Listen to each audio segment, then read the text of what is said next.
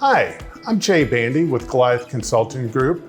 Goliath Consulting is a restaurant consultancy that works with independent restaurant owners, franchises, and chain-run restaurants. We have been in business since 2009 and cover a whole host of restaurant consulting needs. Today I have with me Melissa Libby. Melissa Libby is president and owner of Melissa Libby and Associates. Her company does communications strategy for restaurant operators as well and has been in business for over 25 years. Today we're going to talk about business strategy and planning as well as menu development. These are two subjects that are probably very much top of mind with what you're thinking about today as we're in a Covid-19 pandemic, as well as just a very fluid business environment.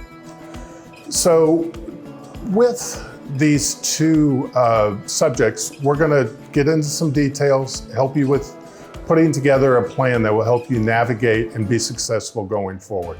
So Jay, what changes should operators make to their menu to be competitive today and moving forward? Well, Melissa, with menu, there's a whole lot of different factors that come into play. And so the first thing we really look at is what the competition is doing and doing an analysis there. Number two, take a look at our own menu and figure out what's really working there and also, what's not. And so there's a process for that. Number three, we want to take a look at supply chain and really find out what is available. What's cost have gone crazy. So we want to factor that in. The other thing we want to do is look at the business verticals that we're in. If we've expanded takeout, when we didn't do takeout before, how's that going to impact our business? Third-party delivery is also a big one. And then we want to look at really what's going on with the business environment. What do we project going forward? And so when we take all that information together, sit down with the stakeholders of the business and first look at those items that people love, that folks really enjoy at our restaurant. We don't want to change those. Food that folks crave, we want to keep. Next thing we want to do is look at high profit, high movers, so those things that are really bringing the money in, make sure that those recipes make sense with supply chain, but keep those as well. And then from there, it's looking at, trends to make sure that menu items are in trend, we're following what's going on, but also looking at our competitors and having a good menu mix that's competitive. Also, not to go too big because it's a lot in today's environment for our people.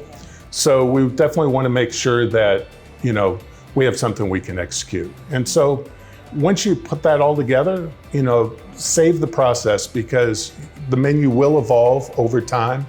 And, using this process going forward really help you be successful. Where do you start? What's the first thing to do? Well, this is a painful answer for most operators, but it's a business plan.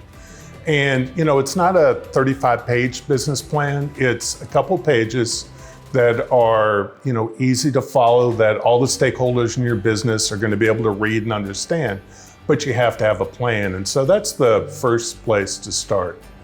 Now, what's that plan look like? And so it really has to look at the big parts of your business. And so the first thing you want to do is look at revenue generators. So where's the money coming from? Do we have a drive-through? Do we have takeout? What's dine-in look like? Third-party delivery. So you need to look at that and make some decisions for your business going forward. You also need to look at physical plant. Now that we're in the COVID-19 pandemic, do you need to put up partitions? Do you need to add extra sinks? What are those things that you have to do to your physical plant? And put a budget together for that because some of those changes will be expensive. The other thing which we covered briefly was menu. And so you really need to take a look at your menu and make sure that it's up to date and competitive. In addition, people. So your staff right now is concerned about their safety and about their guest safety. So that's the first place you start, but also your steps of service, no matter who you are, has probably changed. So you're gonna need to update that. New menu means new recipes. And so training's gonna be important, as well as people and making sure that folks feel comfortable. So in addition, also, you really have to look at your finances. And so you really need a cash flow plan. As potentially there's a close down of businesses, of dining rooms, so you need to have that in there as a potential and see how that's going to impact cash flow. In addition, these new revenue generators, you need to look at how they can contribute to the P&L and to your profitability. And so those are all the main components. And then it's sitting down with your CPA and your trusted advisors to really look at your business at that level. The next step then is talk to your stakeholders, your general managers, your marketing people, et cetera, to make sure that you have everyone involved and that you're covering all the items that we just went through. Now, in addition, you need a good communications plan. So, Melissa, what do you think a good communication plan looks like in terms of building the business going forward? Well, the principles of marketing are still there. They're still, what you want to remember. Digital media, social media, PR, advertising, direct mail, everything that you were doing before is still good, but what's changed is your target market. Maybe it was all the offices around you were your lunch, crowd, and now there's no one in those offices anymore, and maybe they live in Alpharetta and you're in Midtown. So they're not your target market anymore. You may never see those people again. So you really have to redefine your target market. And if it's the people in the apartments and the residences around you who are going to come in for lunch, do they still want the same thing for lunch that those office workers did? So that's where marketing has really changed up now. The tools are still there, but your market is completely different. And what I've recently learned is that we've always, looked for demographics and what's your age and gender and, what are the demographics of the market. And right now, it's people who feel comfortable dining at a restaurant and people who don't. Those are the buckets, and you have to go for the ones that want to dine in a restaurant. You're not going to convince someone who doesn't feel comfortable dining out to come into your restaurant. So we have to let these people sit until they're ready, and we have to look at these people who may not have been someone we would have looked at ever before. But if they're ready to come in, then let's give them a reason to come in. And I recommend, from a messaging standpoint, really emphasizing cleanliness and safety. And you don't have to be so overt about it, but like in a photo, make a photo of someone wiping down a table, or a server in a mask, with friendly eyes, handing over a drink or something like that. Just let those people that might have a little bit of trepidation, or someone in their party has a little bit of trepidation, make them comfortable, and then show them that they can come in and have a good time and have a good meal. And then lastly, you got to solve the problem, just like you always do in marketing. The problem may be, where am I going to go for lunch? I have got to get out of this house. What are the kids going to eat? I'm tired of cooking. I've got to give the kids something.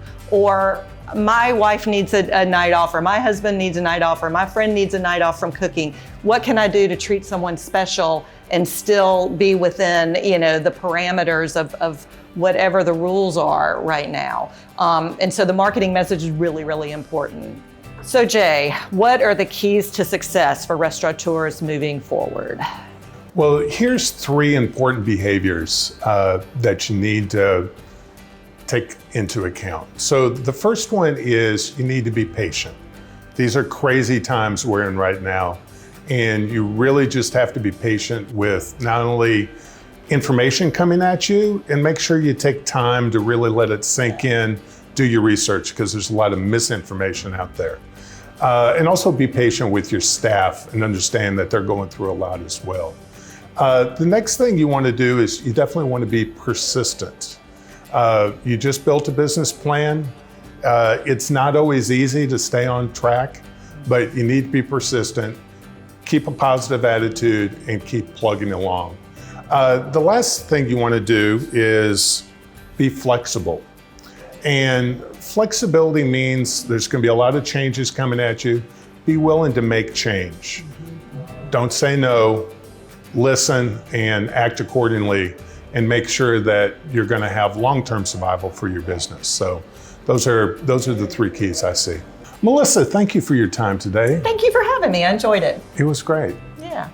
Thank you for watching today. We're happy to be at Buena Vida and Sol on the East Side Beltline today, owned by Juan Calle and Adam Berlin. It's a fabulous tapas restaurant. If you haven't been by, they have a wonderful patio.